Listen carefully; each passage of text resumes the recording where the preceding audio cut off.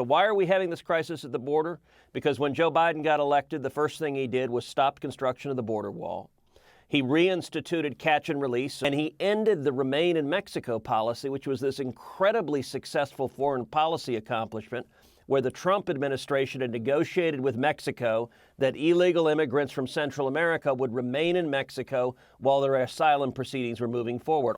Texas Senator Ted Cruz addressing the unfolding border crisis during our last hour of America's Newsroom.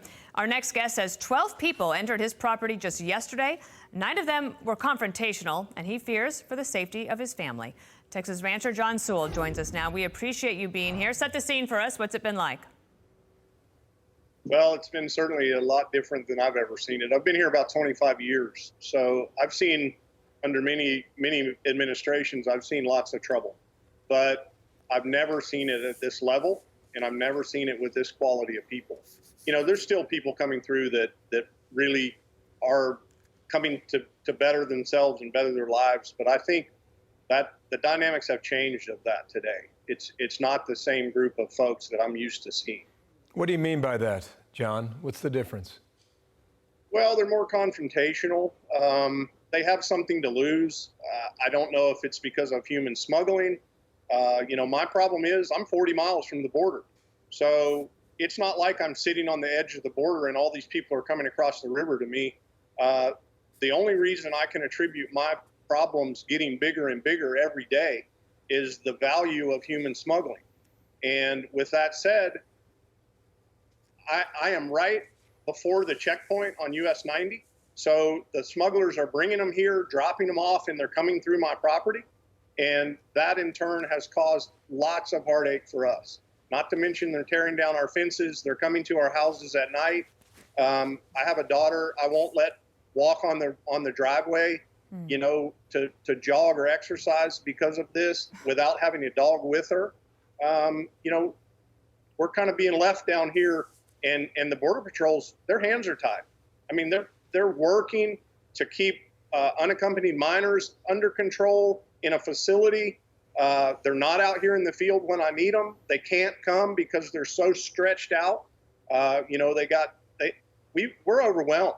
I mean, we've been thrown to the wolves here as far as I'm concerned. John, is that one of the reasons that you're speaking out today and coming on television? I'm assuming that as a rancher that you like to keep to yourself, get your work done, enjoy your outdoor life, and have a good life there with your family. And you decided to come on television today. Why? Well, I've been watching the media just as everyone else has, and it's portraying a way different picture than what we're having. You know, we're seeing things of people touring facilities that look like everything's in order, so on and so forth. That's not the case.